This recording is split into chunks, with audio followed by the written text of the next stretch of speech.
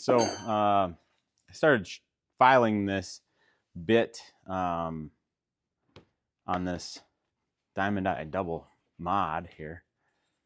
This is cool. Make a little video about the evolution of this. So it's a Maine diamond eye. Nice pitted.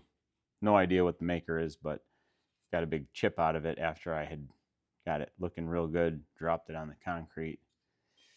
Chipped big chunk out of the blade, the bit, and so decided to modify it. I think it's pretty cool. But so I had cleaned up the bit on the belt grinder, but I just don't like how it looks right now. It's uneven and sort of it's definitely a convex. I mean a concave. No, convex. So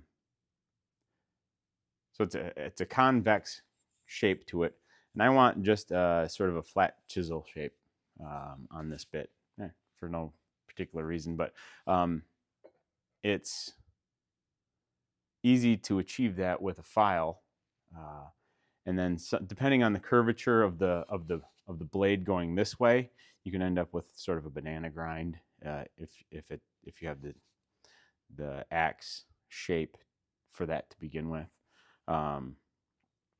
But this side I already did. As you can see, that looks real nice and flat.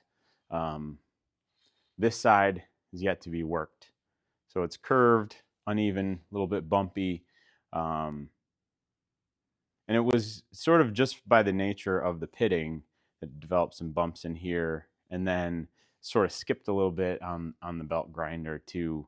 I wasn't happy with it. I wasn't going to leave it like that, but I figured I'd take the first couple layers off just to save a little on the file, and then we'll bring you in for the file work here. It's pretty easy. You've got a fairly new file. These were some old American new old stock files from Whiskey River, single cut. They work really nice for this. I didn't put a handle on this. I mean, for this purpose, it works pretty easy because I'm gonna hold it down here next to the point just above, and then we're just gonna go back and forth. So handle, no handle, doesn't really matter for this purpose. So got this nice and tight. It's not going anywhere. I'm using some cut resistant gloves because after the 586th time of getting cut on while sharpening axes, I decided to start wearing gloves. I do that when I'm making handles too for the sandpaper, because I will like touch my hand or something to the belt, and if you're wearing gloves, it just scuffs the glove. Maybe gets your skin a little bit, but just scuffs the glove. If you're not wearing a glove, man, you got a road rash. So anyways, all right. So I try to just anchor on the other end of this, sort of in my palm or hand, and what I'm just going to go back and forth like this, but it gives a nice pivot point, sort of just above, so it's not hitting, any more of the cheek. You can adjust the height to get your angle of a bevel, but this is just easy. Nice, easy way to do it. You can feel it biting, taking off material.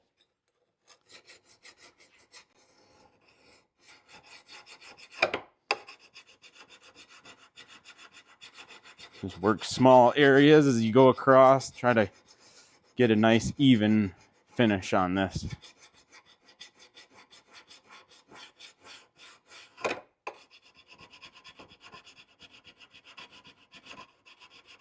Working with sharp files, new files or good files last a long time, is so much nicer than working with old crappy files. It doesn't feel like it's biting, and it looks like all the little grooves are rounded over and dulled.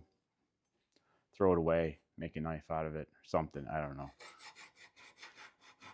If it's a good enough and big enough file, there are places that you can send them to get them recut, which I've always thought about doing. Have never done it though. This is making pretty quick work of this though. I think this is one of the 14-inch files.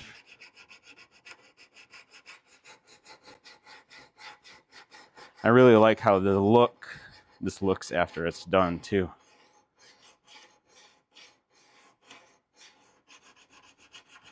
Not really going for a sharp, user sharp, if anything.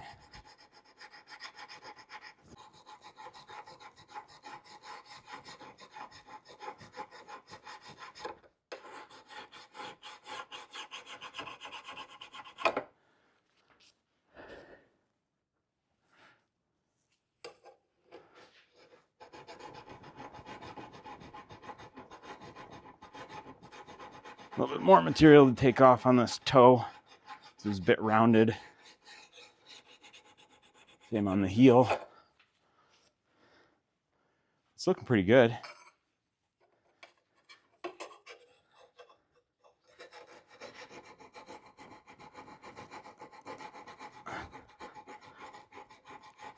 Really doesn't take that long with a nice sharp file.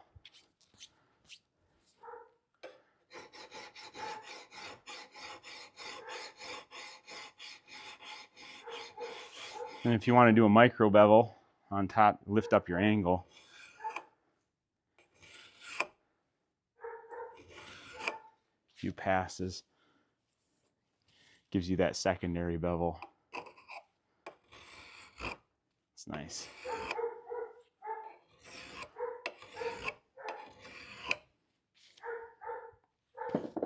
So, I'm gonna call it good there.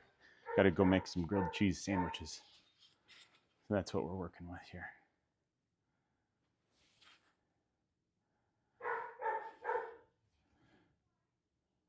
I don't know if that shows up in the focus or not, but that looks pretty symmetric. Maybe a little touch-up work on the toe on that side. Yeah. Good enough for who it's for.